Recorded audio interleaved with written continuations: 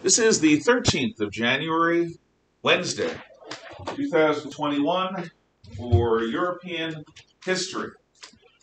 We start out with the study guide that I have just provided to the people who are here in person and that is online on the Google Classroom. The study guide is culled from the answer banks to an analogous midterm exam to the one that you will be taking. If you have a good understanding of what each of those items means in relation to my course and to the history of Western civilization, you will be fine. If there are things that befuddle you or baffle you, look them up. Look them up in your notes, look them up on my quizzes, tests, exams, or come ask me. And I'll be happy to talk to you, particularly during study lab, but at any other time of mutual convenience. I had not typically, and I do not typically, provide study guides. But A, this has been a crazy school year, and it just gets worse. And B, I did so last year as well as this year because this, along with your second semester final, comprises the tests that you cannot make up. The exam grade that you earn is the exam grade that you get, no improvement. So there you are. Hopefully that will be of help to you between now and the time that you take the exam. Where we are is in a new world, a world of industry, and everything is different from what it was. The transformation of daily life is thoroughgoing. Back in the medieval and pre-industrial times, the bounty that you received from your work was often the food that you grew, maybe privileges from your lord. The bounty was in kind. You would do work for somebody, they would do work for you. You would give somebody eggs, they would provide you with milk. Barter, the direct exchange of goods and services, was the norm, especially for people in the country. But even those money-oriented people in the city were used to buying occasionally those necessities of life and then keeping them working and functioning as long as possible. But for most people who lived in the country, bounty was in kind. Now, in the industrial age, bounty comes in the form of pay, of money. Money is something that most country farmers didn't encounter much in their lives. But in the cities, money was more well known. But now, people who had worked in the fields growing food were displaced off the land. Jethro Tull's agricultural revolution made it possible for the same acre of land to grow more food with fewer workers. And factories were building and they needed workers. So a lot of people began making the shift from countryside to city. And now they've got to figure out the world of exchange. How can they make their paycheck provide all of the needs that their family has? For shelter, for food, occasionally medicine, clothing, maybe education, if they had enough disposable income.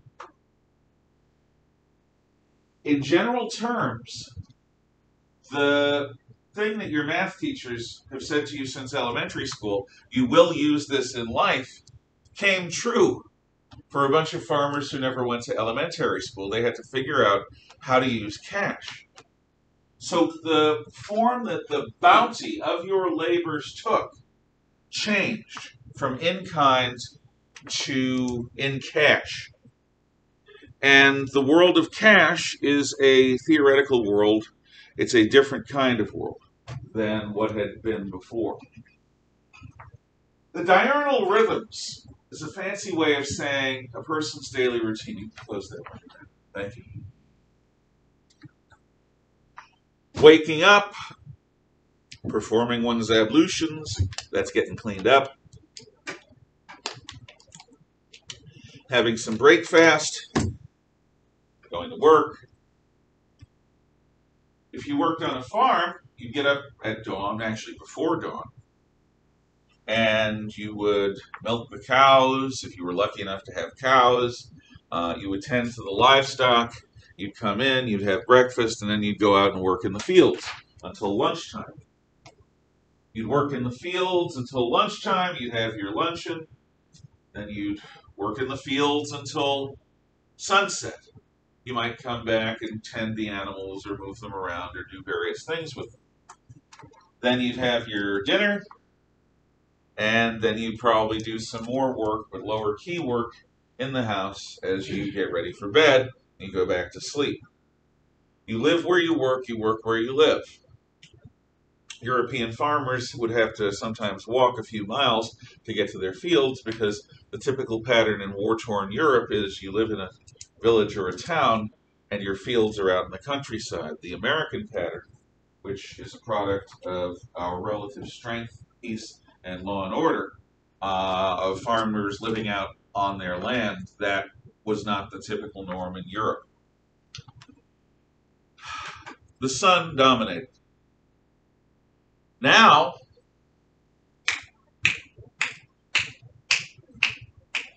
the clock measures time, cutting it into smaller and smaller pieces.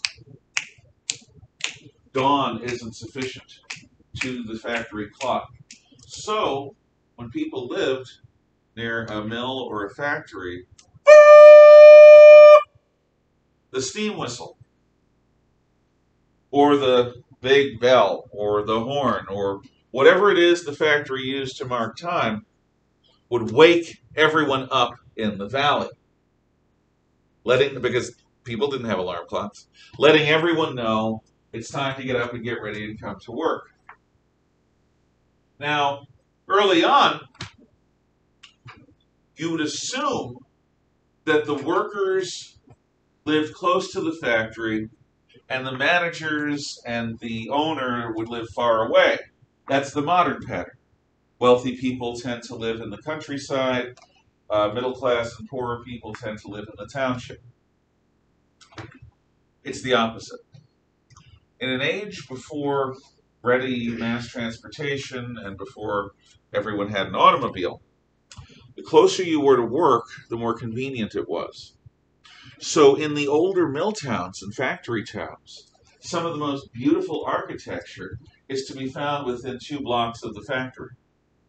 You've got the owner's mansion, you've got managers' homes, and then beyond them, you've got a ring of middle management, nice houses. And then beyond that, you've got the hovels where the workers live.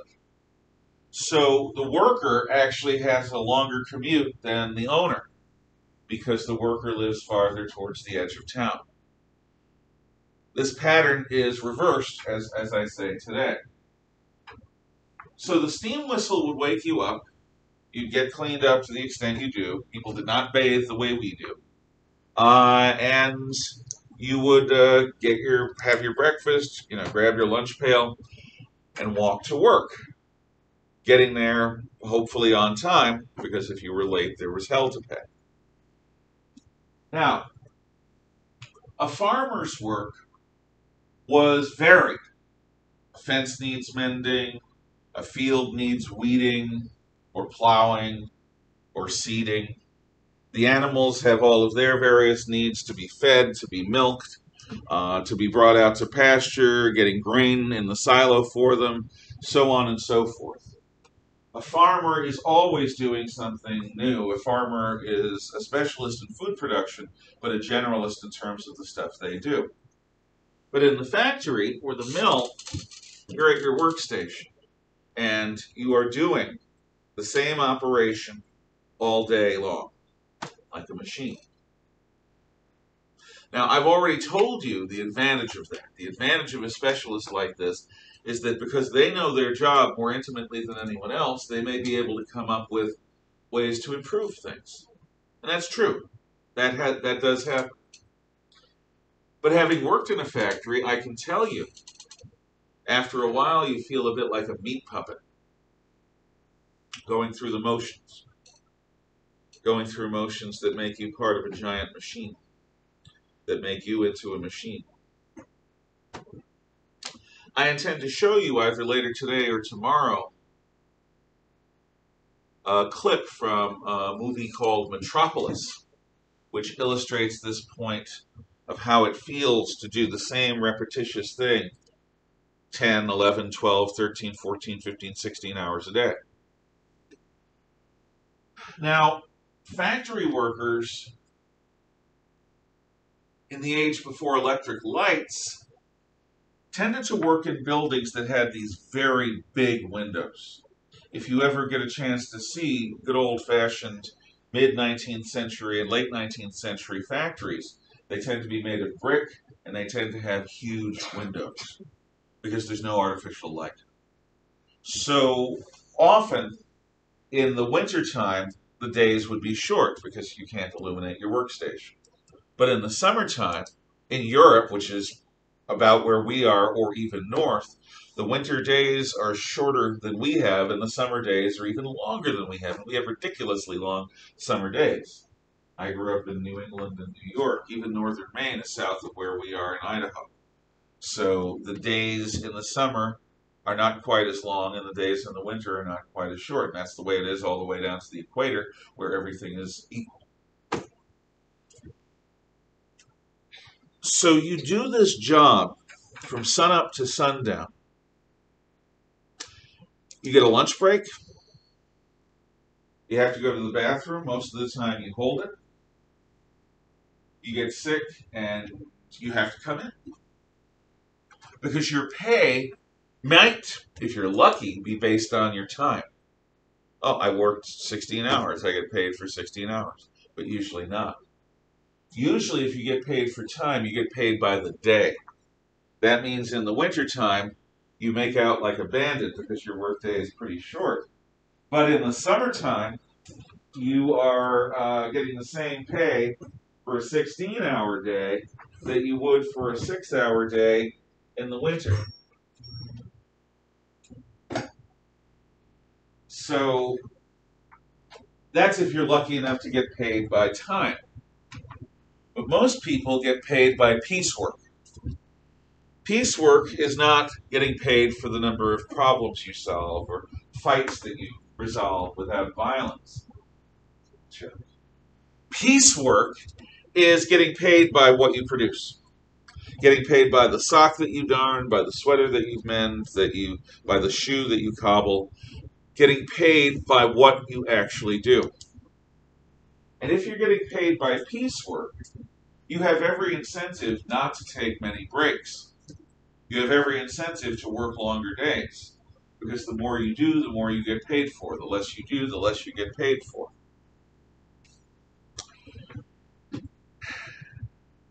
As a farmer, you might have some jobs where you're under the supervision of somebody senior to you.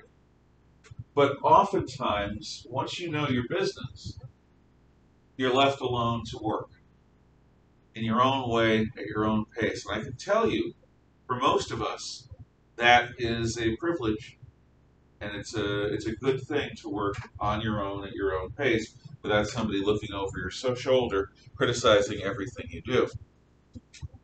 That's not the way it is in the factory. Factory or the mill, there's a strong sense of hierarchy, and everything that you do is supervised by your supervisor. Everything they do is supervised by their supervisor, and so on, and so on, and so on. Remember, they have found a best way to do your job. They found that, and they expect you to conform to that. So it's not even like you can exercise even a small amount of creativity in how you work at your workstation. You have to do the job they want you to do, the way they want you to do it, and if you don't, they'll replace you. If you're sick, they'll replace you. If you're injured, they'll replace you. Because there are plenty of people that need work, and we have people lined up to take your job if you aren't willing or able to do it the way we want. The clock, not the sun, dominates how time is broken up. And so people are far more productive, but far less free in how they use their time. There is something else, though, that comes from this. On the farm, there's no such thing as free time. I mean, on the Sabbath, you go to church, maybe you meditate and pray, you abstain from heavy work. But, in general terms, idle hands are the devil's playground. Everyone is expected to be occupying themselves, even if they're sitting and resting. A woman knits, a man works on fixing or fiddling with one of his tools, people work on projects. People do not just sit idly like a potato on a couch. People didn't have couches. With the factory system, there is this beginning of a separation between work time and off time. When I was in 5th through 8th grade, I attended a Catholic school. In many ways, it was the best school I ever attended as a student, and that includes Bates College. One of the things I liked about it is that we wore uniforms. Not so much because I liked wearing navy blue trousers and a light blue shirt and a tie with, plaid on it. Not a tartan, really, just plaid.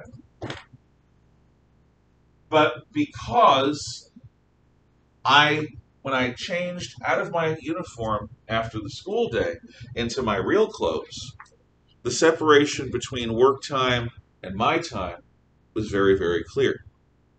I liked that. I still do. And when you work in a place away from your home, like a factory, and when your job is so divorced from the rest of your life, it's very easy to get this idea of work time and free time. So in the late 1800s, it's no accident that sports begins to become a big thing. Football leagues, what we would call soccer leagues in Europe, basketball and baseball are developed. American football and rugby are developed. Cricket is developed. All of these various pastimes. People before the industrial age didn't need pastimes because they didn't have time to pass without doing labor. So time off became part of people's diurnal rhythms. Usually people would get Sunday off. The Lowell girls, as they talked about in the village, would, on Sundays, they'd go to church, and they're expected to, and then they'd spend the rest of the day maybe courting or spending time with their friends or just catching up on things. It was their time. It was the only time during the week, Sunday afternoon and evening, that they had free time. And as time has gone on, that Sunday afternoon has become a full weekend. And we in the United States expect to have, for every 5 days we work, 2 days off. In Europe, actually, in places, it's 3 days off, depending upon the situation that you're in. Or it's not necessarily an 8 to 10 or 12-hour day, like it is for us. So free time enters into the diurnal rhythms, which is a new thing. Now, between the wealthy upper class and the laboring lower class, in the Middle Ages, there was a great gulf, but there was also this sense that we're all in this together. During the starving times, the nobleman in his castle starved alongside the franklin on his farm. During the famine, everyone suffered. When there was difficulty, the Lord would help his people, if he was worth anything at all as a Lord. Because the bond that held the Lord and the people together was a Christian one. It was a Christian bond of loyalty. The Lord swears before the Lord God Almighty that he will lead and care for his people like a parent to his children. So therefore, in good times and in bad times, the peasants were the concern of the Lord. And if there were bad times, the Lord would try to help because we're all in this together. And after the bad times, inevitably, hopefully, by God's grace, will come new good times. In good times and bad, Lord and people are one, like a head and the body, like a leader and his followers. The Lord cares for the people. And this caring is expressed through basic concepts of Christian decency. In Francais, the words are Bless Oblige. Do any of you French speakers want to translate that into Anglais? Bless Oblige. It's a period one morning. Despite the fact that the first word is the name of a comic I shortly read. There's a comic called Noblesse? Yeah. Okay. It's about demons and stuff. But drive them out. Exercise them. But no, in French we haven't learned it. Okay. Noblesse oblige is the obligation of the nobility. Another way of saying this is the Spider-Man. With great power comes great responsibility. That's basically what noblesse oblige means. With great power comes great responsibility. So if you are in charge of a land or a people, you are obligated to care for them. This is why people in our country even, who are wealthy and well-connected, usually engage in charity, both monetary and in terms of time.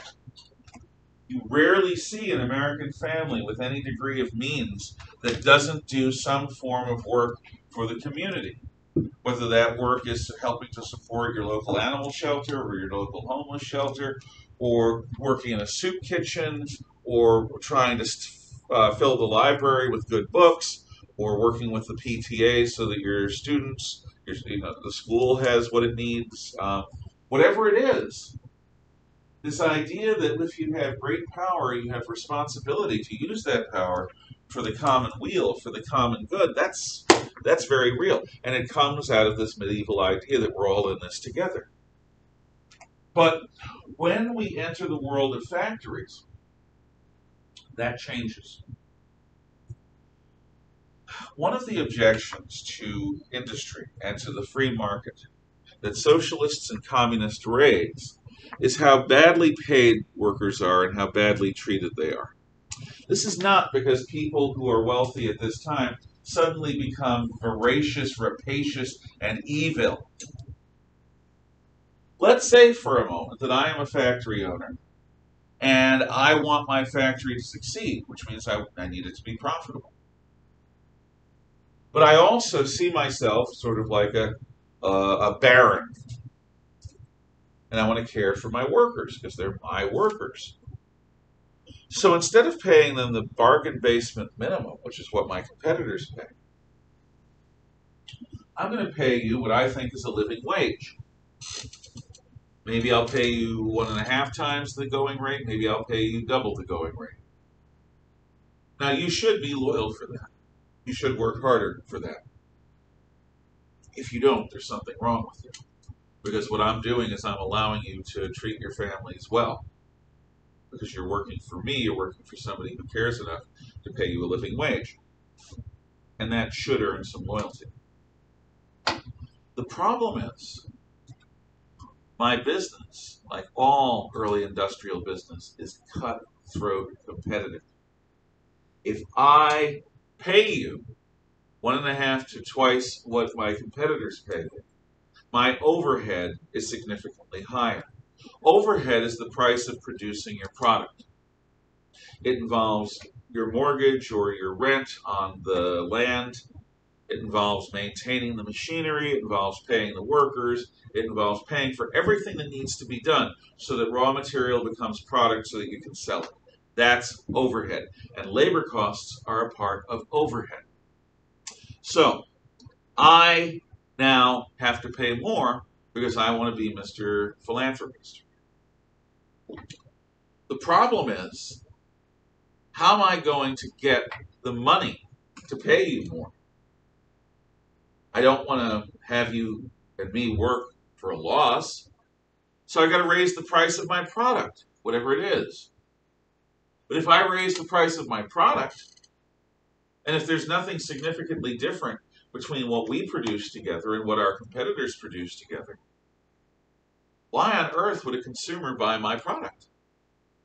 I mean, we could tell them the story of how I pay you a living wage, and there'll be a few generous rubes who will pay it. But in general terms, people are looking out for themselves when it comes to buying things. So if we charge more, we go out of business. No factory, no jobs, out. So I can't pay you a living wage. Because if I do, it's a suicide pact. Factory owners understand this. This is what's called the iron law of wages. The iron law of wages basically says you don't pay more than you need to for your overhead because you want your product to be competitive in the marketplace. And to be competitive in the marketplace, your product needs to be properly priced. So the iron law of wages is people are going to get paid just what will keep them working. No more. And it's nasty. It's really nasty. Also, in factories, you're in the market system, and the market system respires. All markets respire. They inhale, they exhale. They suck, they blow. They have expansion times or boom times, and they have bust times, depressions, recessions. During expansion, we need more workers, more workers, more workers. We're going to put on a second shift. Heck, we may have people work overnight if we can get some lighting in here. But during recession or depression, the market is saturated with goods like ours. We're not growing anymore. Our sales, like everyone else's, has shrunk. I might be able to keep the factory open, but only a third of you are going to be employed. I've got to lay off the rest of you. Now, layoff is not being fired. Being fired is, Heaton, you stink at your job, get out. Not that you ever would. Oh, by the way, all of you at one point probably will be fired at least once. It's happened to me once or twice. It happened to my wife once or twice, and she's much more diligent than I am. Life is just, filled with little joys like that. Sooner or later it will happen. Probably. Oh, who knows? Maybe you'll go through life without it happening. But just like, having your first love break up with you, most people go through that. So, you are laid off. That means there's nothing wrong with your work. It also means I want you to come back.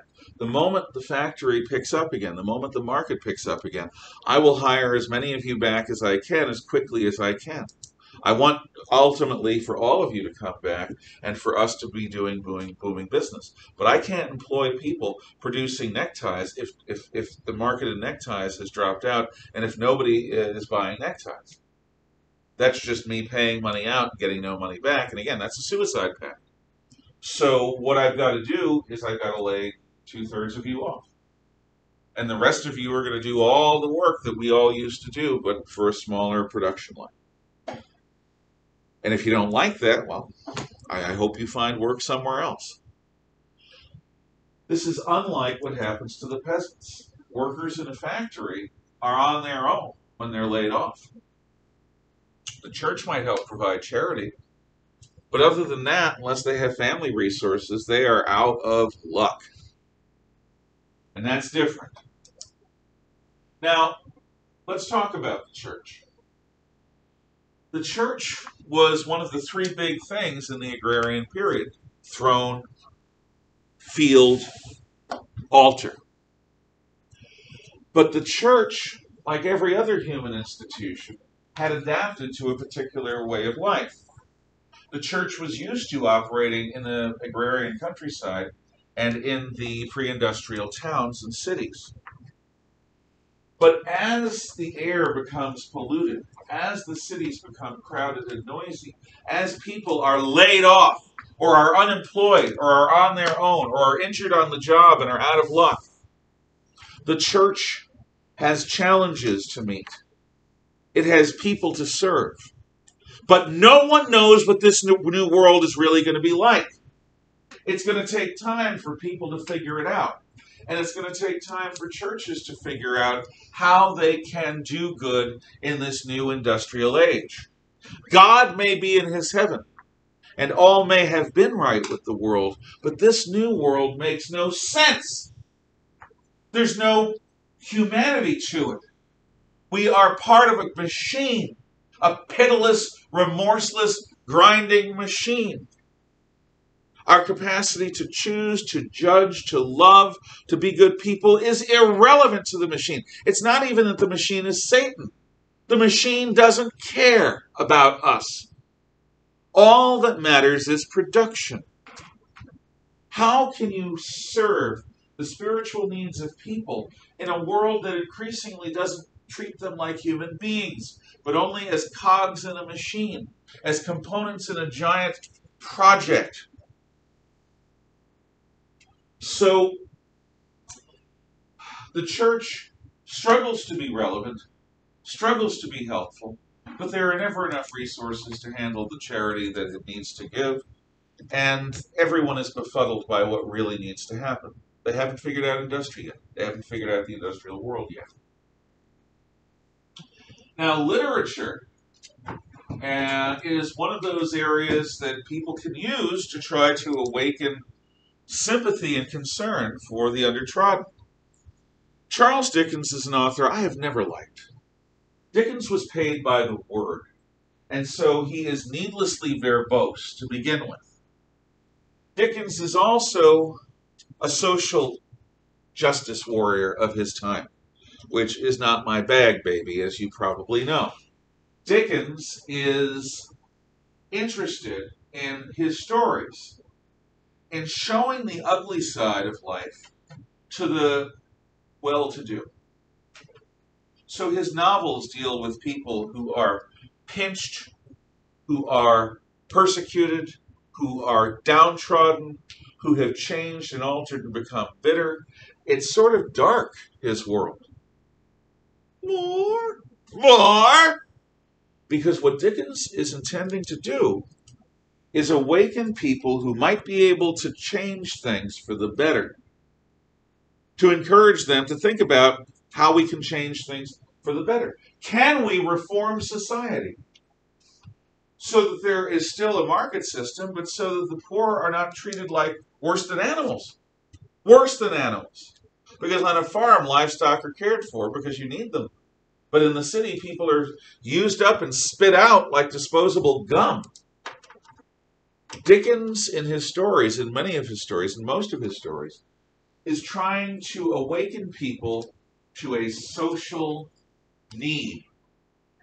He is trying to awaken in people what he would call, and what the SJWs would call, a social conscience. So that you can ask the question, how can you sleep at night? To quote Greta Thunberg, that 15-year-old super genius, how dare you? How dare you? Because that's what I want. I want a 15-year-old propagandized robot telling me how to live my life. Go United Nations. Go. She's never had privilege, no. You are supposed to say, how can you sleep at night when people are suffering around you? Shouldn't you be doing something to help? And it's not a bad message. It's actually a message that prevents revolution in England. The English system is, we're going to prevent a French-style revolution by slowly reforming our society. We're going to do it slowly to avoid the craziness of the French Revolution. Dickens is trying to encourage this. I just find it dismal. But you may love Dickens. You may love Philip Pierrepont, his Great Expectations, or whatever. I just, for whatever reason, it never spoke to me. I much prefer Tolkien. Scientific understanding. In a world that is dehumanizing people more and more, Charles Darwin comes along after visiting the Galapagos Islands on the Beagle and other places to say, you and me, baby, ain't nothing but mammals. We are, in fact, ape-descended primates. Ooh, We are not necessarily created whole out of clay. You women folk are not created whole out of a rib. Now, he references God in his Origin of Species as the first cause of life forming on Earth and as the author of the laws of life. But Darwin posits a notion that scientific laws that apply today applied at the beginning of things, and that these laws of life sculpt life like a potter on his wheel sculpts clay. Because there's a struggle for survival over limited resources, and those beings that are most able to get resources breed in larger numbers, and those creatures that don't die out. And we've talked about Darwin. Now, a product of the mature late industrial revolution period, I have no problem squaring the dignity of human life and God as the creator of me and you and everyone with a notion that he works through evolutionary means. That doesn't bother me. It bothers a lot of people today. Some people are whole hog. Well, if evolution exists, why do you need God? And other people are saying, well, no, God, the Bible says 7-day creation, that's it. Literal belief. But what this does is it allows some people to say, well, if you and me, baby, ain't nothing but mammals, why on earth should I be treating you as something other than livestock? If you work for me, if you serve me, we're just animals. If we're just animals, what's the place? What's the point of morality? What's the point of God? So for some people, Darwin becomes the excuse for behaving like a real jerk and for losing whatever compassion a person is supposed to have for others. It's not that there's anything wrong with the scientific understanding. It's that the conclusions people draw. It's the same problem people had when you talk about a heliocentric model of the solar system. You know, we're a planet. We orbit the sun. We all believe that, I think. That doesn't mean the world is unimportant. But when you come from a world where people have thought that this is the one and only world, the center of the universe, and that literally the sun, the moon, the planets, the comets, and all the stars of heaven revolve around us, some people, when the heliocentrism was touted, said, well, if the sun's the center and we're one of many worlds, what's the big deal? Maybe God didn't send his one and only Son to save us that we might have life eternal from our sins. Maybe if we're just one of many worlds, all of that is just a story to keep us comfortable. And they use that as an excuse to be real jerks to one another. In other words, one of the lessons in life is don't give people an excuse to be jerks to one another because they'll take it. Human nature says they will take it and they'll run with it. So, what is my place in the world? As a person, as a man, what is your place in the world as a person, as a man or a woman? Am I a child of God, living in a universe that has meaning, with an author that loves us? Or am I just a random creature scurrying about a short and meaningless and brutal life on the surface of an insignificant planet in a backwater galaxy? If the former, then my choices matter. If the latter, random universe. Might as well have fun while you can. Might as well take what you can. So that is part of the trauma of industry. The dehumanization of people. The stripping away of a consensus about human dignity and the value of human life. And questioning of one's own place in the world when one's job is to knit socks together all day, 16 hours a day, and you get paid pennies at the end of a day or at the end of a week. You live in a slum. Everything's polluted, everything's crowded, and everything stinks on ice because nobody bathes enough. And the bathrooms are latrines in the backyard. Now, trade itself during this time is free because Britain is the dominant power, and Britain is the only industrial power at first, or the leading industrial power after that. So free trade benefits Britain. Trade that doesn't include tariffs. Tariffs are laws that raise the cost of foreign-made goods. So free trade is the way things are done in the 19th century. But industry is a thirsty beast, and it thirsts for natural resources, for raw materials. For industry to thrive, you need cotton, you need rubber, you need coal, later oil, you need wood, you need metal. And these materials are not always common everywhere equally in the world. So one of the reasons for empire building that's going to come later in the century is to secure for your nation a supply of rubber, to secure a supply of cadmium, a supply of phosphates, a supply of all of the strategic materials that you need. Colonies are set up just to provide your empire, your nation, with all that industry needs so that you don't have to depend on a foreign source that could cut off whenever you have diplomatic disagreements.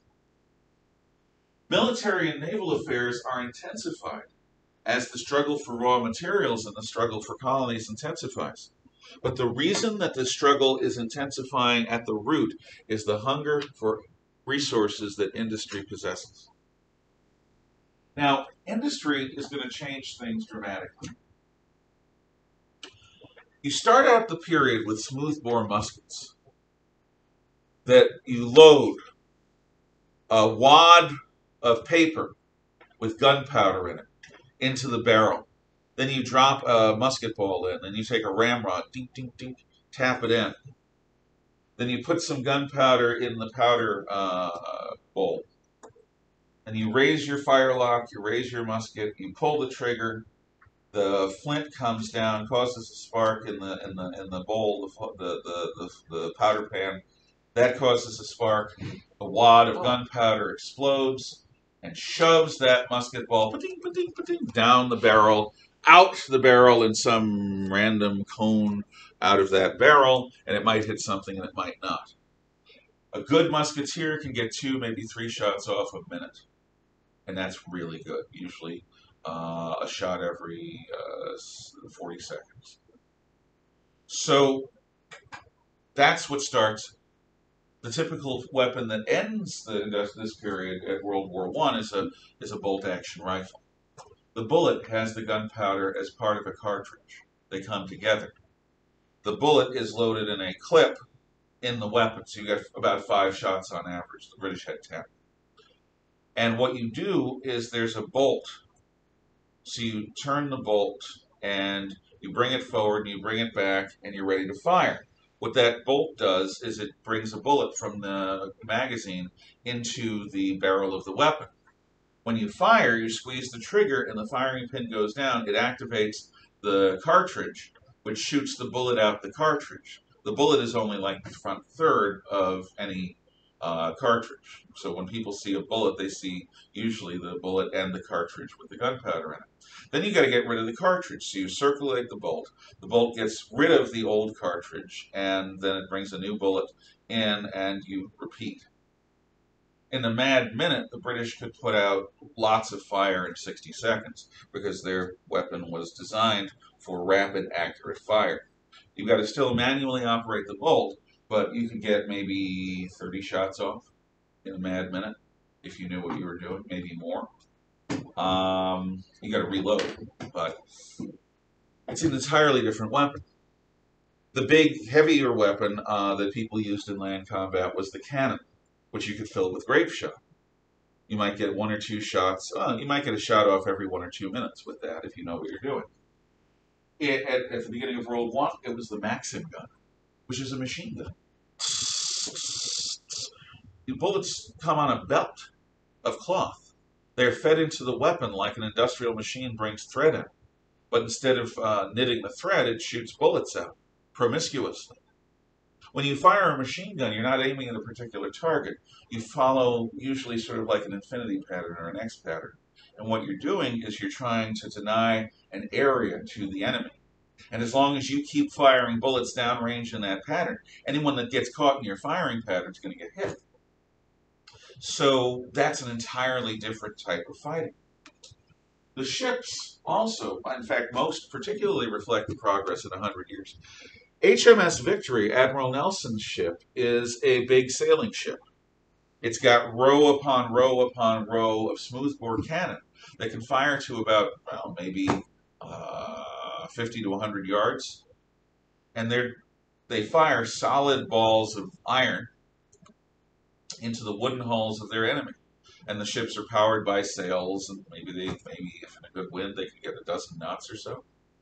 100 years later, it's a Dreadnought battleship that rules the waves. A Dreadnought battleship is significantly bigger. It's made of steel. It has steel armor 10, 12, 14 inches thick. It fires a bullet between 12 and 16 inches in diameter. 12 and 16-inch diameter bullet. And it can fire that bullet over the horizon accurately. So basically, you're firing the mass of a Volkswagen Beetle over the horizon with enough explosives to flatten a building. There are not as many guns on a Dreadnought. Usually there are from 8 to 12 guns. But each of those guns can do more damage than 100 HMS Victories. They don't look anything alike.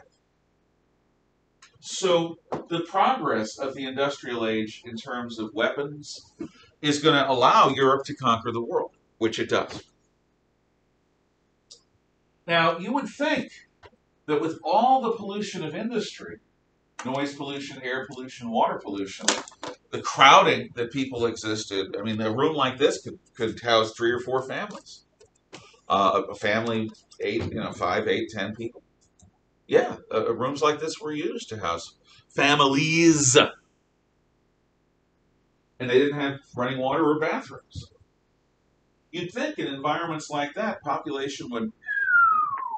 But in fact, if you look at the population data I gave you earlier in the year, population goes up radically. Why? Number one, the industrial methods that are applied to farming end the cycle of famine. The potato mitigated it, but industrial methods of farming end it. Europe and America no longer suffer, thank God, cycles of famine every single year. Because in the time before harvest, no, we can now can food, so we can preserve it. We can now produce enough food so that we have enough food that we can ship overseas. We are no longer prey and prone to the malnutrition and the regular starvation that people had heretofore been subject to. So, by eliminating famine, and also by making it materially more comfortable, few people stayed at the lower rung of society. Most people would work their way up in the factory system to get a better job. They'd get more money. They'd have more food. They'd have better clothing. They'd have better housing. Yeah, they've got pollution, but more people live to have children. And so the European family begins to change from a pre-industrial to an industrial family. This is a problem the world faces today. In sub-Saharan Africa, Latin America, and parts of Asia, for example, you have pre-industrial families. In a pre-industrial family, everyone has as many kids as they possibly can. Because in pre-industrial times, many of those kids were going to die before they became adults. So if you have a dozen kids, maybe if you're lucky, 8 of them live to become adults. Maybe 5 or 6 of them will have kids of their own, but so many of them are going to die. And life is short, mean, and brutal. So you go forth and multiply, like the Bible says, and you have a lot of kids, and eventually some of those kids are going to have kids of their own, and so on and so forth. That pre-industrial model is still the case in Africa and Asia today. But after World War II, the Americans brought medicine, modern medicine, around the world with hospitals, and We also spread the Green Revolution, which is a revolution in modern 20th century industrial farming.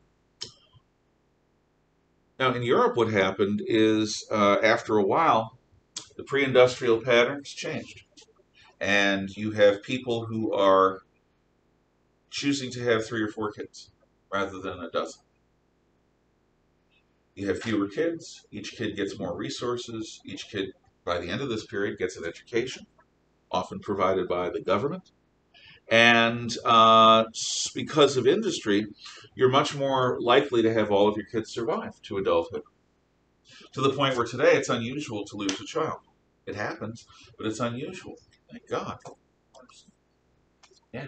So our population stabilizes in the industrial way, in a way that other societies, as they industrialize, have not fully done. The reason the world has a population crisis is that thanks to America and the underdeveloped countries, most of the world has access to modern medicine and modern food supplies, which keeps most people alive to have children. But if you are from a society that didn't industrialize on its own, that encountered industrialization in the form of European empires, and later, a world filled with industrializing countries, maybe most of your people still have a dozen children. But unlike then, now most of those dozen children are living to have dozens of children of their own. And from the 1950s, global population in the undeveloped third world has skyrocketed because their culture has not caught up to the technology that they've been given. And that is a problem long term. There is a Malthusian crisis that could happen if we stop developing new ways of feeding people more productivity out of each acre of land. But the odd thing is that with industry, population goes up, even despite the pollution. Now, I've told you about factory towns as places where the corporation runs everything for profit. What this all brings about is trauma, an existential crisis of humanity. Who are we? What do we do? Nothing works. The old systems of belief, the old systems of doing things no longer make sense. What is our place in the universe? How can we have some calm at the end of the day when we live in a city filled with noise? How can we have any peace, quiet, serenity? Nobody knows. This trauma makes everyone live like they're experiencing an open wound. And so that's where we are. Industry brings its own new form of trauma and its own new form of crisis. Tomorrow I'll show you some film clips, and you will have your quiz on everything that we did from the beginning of Unit 3 to now. I see no questions. Thank you. Thank you at home. Have a good day.